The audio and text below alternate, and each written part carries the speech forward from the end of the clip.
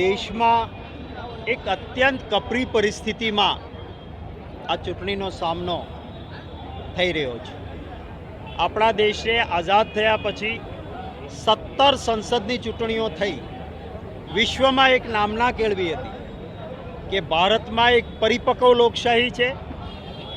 Free, fair and fearless election, ભય પક્ષપાત વગર એક નિષ્પક્ષ ચૂંટણીઓ હંમેશા થઈ.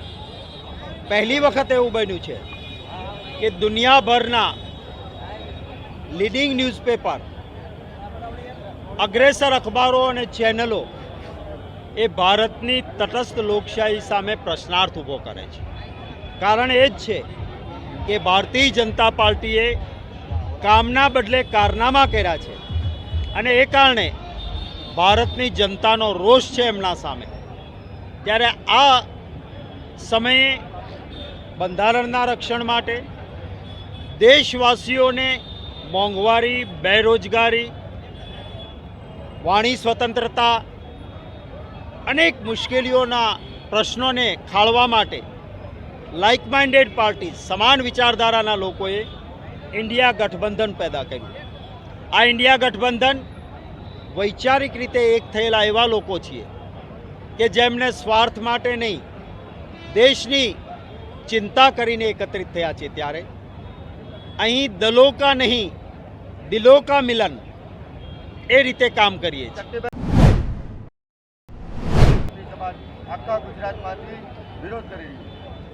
કોઈ પણ સામાજિક આંદોલન વિશે ટિપ્પણી કરવાનો મને અધિકાર નથી.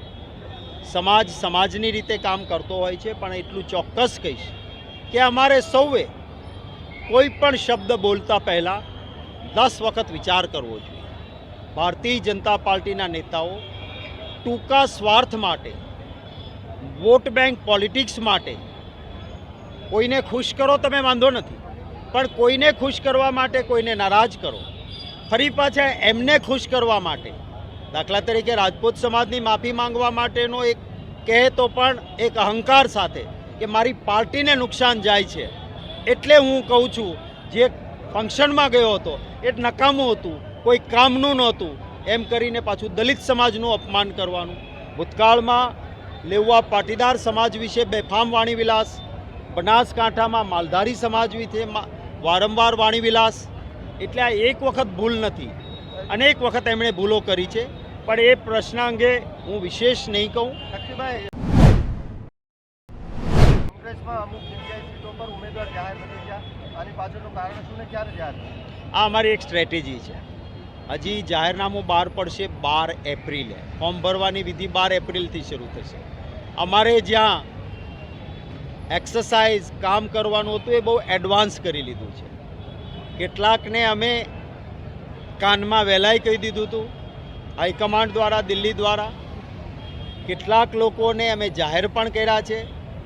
અને ચૂંટણી છે ને એની વ્યૂહરચના હોય, એ વ્યૂહરચના કેમેરાની આંખ માટે ન હોય, એ અમારી માટે હોય. એટલે વ્યૂહરચનાના ભાગરૂપે અમારે જ્યારે યોગ્ય સમય લાગશે ત્યારે દિલ્હીથી અમારું હાઈકમાન્ડ ઉમેદવારો જાહેર કરશે. ભારતીય જનતા પાર્ટીના કાર્યકર્તાઓ સતત સોશિયલ મીડિયામાં દુઃખી છે કે અમારે શું ગાભા મારવાના છે.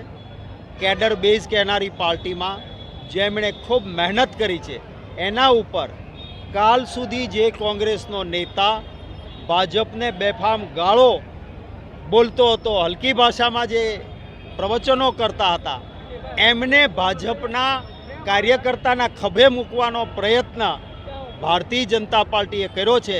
પણ આ કાર્યકર્તાઓ જ ભારતીય જનતા પાર્ટીને જવાબ આપશે. હમણાં એક વાયરલ બહુ થાય છે સોશિયલ મીડિયામાં, ટીવી ચેનલના મિત્રોને કહું છું એ ઓડિયો ચલાવજો કે ભાજપનો દંડો ભાજપનો ઉપર ધ્વજ અને સામા મળ્યા અને હથિયારમાં શું વપરાણું તો કે ભાજપના દંડાનો ભાજપનો ધ્વજ.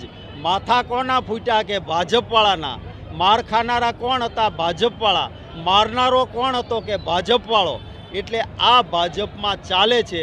અને એટલે જ કહું છું કે ઈશ્વરનો ક્રમ હોય છે. જ્યારે સત્તા અહંકારી બને છે ત્યારે ઉપરવાળો પણ આવું જ ગોઠવણ કરતો હોય છે. અને આ હું માનું છું કે ઈશ્વરના ક્રમનો ભોગ બની રહ્યા છે. લક્ષ્મીભાઈ, ગુજરાતની વાત કરવામાં આવે તો 26 સીટો ઉપર અમુક સીટો એવી છે કે જ્યાં સતત વિરોધ થઈ રહ્યો છે, પાર્ટીને અસંતોષ છે. ભારતીય જનતા પાર્ટીની વાત કરવામાં આવે તો અમુક જગ્યાએ સુવાળિયા કોળી તરફદાર કોળીનો વિવાદ ઊભો થયો છે. ક્ષત્રિય સમાજ તો તમને લાગે છે કે કોંગ્રેસને કે ગઠબંધનને આનાથી ફાયદો થાય? આખરે લોકશાહીમાં લોકો નિર્ણય કરતા હોય છે. ભારતીય જનતા પાર્ટીમાં એક અહંકાર આવી ગયો અને એમને એવું લાગ્યું કે લોકો તો આપણા ખિસ્સામાં જાણે હોય એમ 5 લાખથી બધે જીતી જાય છે. અરે આ જનતાનું અપમાન છે, મતદાતાઓનું અપમાન છે. આ શું કાંઈ તમારા કોઈ ગણોતિયા છે? આ શું તમને એમ લાગે છે કે તમે ખરીદી લેશો? 82 અબજ 52 કરોડ રૂપિયા ભાજપ પાસે છે તો અમે મતદારોને ખરીદીને 5 લાખથી જીતી જઈશું? આ અહંકાર છે. અને અહંકાર તો જેની સોનાની નગરી હતો એનો પણ નથી ટક્યો. અહંકારમાં જ એમણે ગમે તેને આપી દઉં, સાચો લડાયક માણસ નહીં, મારી કઠપુતળીની જેમ નાચે એને હું આપું, ક્યાંયથી લઈને ગમે ત્યાં આપી દઈશ. ક્યાં જવાના છે લોકો? આપી જ દેશે મતો. આમ કરીને ભારતીય જનતા પાર્ટીએ જે નિર્ણયો કર્યા છે એના સામે ભાજપના કાર્યકર્તાઓનો રોષ ભભૂકી ઉઠ્યો છે, લોકોનો રોષ ભભૂકી ઉઠ્યો છે. અને જે ખાસ કરીને રોજગારી ઈચ્છતો યુવાન, પેટનો ખાડો પૂરવા માટે મહેનત કરતો ખેડૂત કે મજદૂર, આ બધા દુઃખી છે. અને આપણે ત્યાં કહેવાય છે કે ભૂખ્યા જનોનો જઠરાગ્નિ જાગશે, ખંડેરની ભસ્મ તણીને લાદશે. ભાજપ માટે જો જે રીતે ઇન્ડિયા ગઠબંધનમાં ભાજપને ડર લાગ્યું એટલે એણે પહેલાં ઇન્ડી ગઠબંધન કર્યું. પહેલાં તો ઇન્ડિયાની જગ્યાએ ભારત લખવાનું શરૂ કર્યું. આ કેટલા નિમ્ન કક્ષાના છે રાજનેતાઓ ભાજપના કે જેમણે એ હદે વિરોધ કરવાનું શરૂ કર્યું. પછી એમણે મહારાષ્ટ્રમાં સરકારો તોડવાનું કામ કર્યું. પછી બિહારમાં ફરીથી હેરાન કરવાનું શરૂ કર્યું. એમણે ઝારખંડમાં કોશિશ કરી અને પછી એમણે ઝારખંડના મુખ્યમંત્રીને પણ જેલમાં નાખ્યા. પછી માનનીય અરવિંદજીને પણ જેલમાં નાખ્યા. અને કાલે તમે જોયું હશે કે સંજયસિંહજીને એ કહીને સુપ્રીમ કોર્ટે કીધું કે ભાઈ આમાં કંઈ પુરાવા જ નથી. એટલે પીએમએલએ અંતર્ગત જેલમાં નાખીને આમ આદમી પાર્ટીને ખતમ કરવાનું ષડયંત્ર કર્યું. એટલે માનનીય સુનીતા કેજરીવાલજી પણ કદાચ ગુજરાત અમે પ્લાન કરી રહ્યા છીએ કે પ્રચારમાં આવે.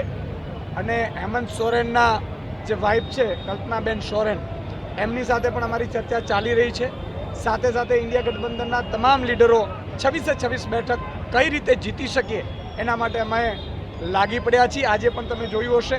અને 26 બેઠક ઉપર તમામ જગ્યાએ અમારી સ્ટ્રેટેજી, અમારા કાર્યકર્તાઓનું લિસ્ટ, અમારી જે વ્યવસ્થાઓ છે બંને ગ્રુપોની એ ઓલરેડી થઈ ચૂકી છે. અને ખૂબ મજબૂતાઈથી અમને વિશ્વાસ છે કે ખૂબ સારી રીતે રિઝલ્ટ મળે. Thank you.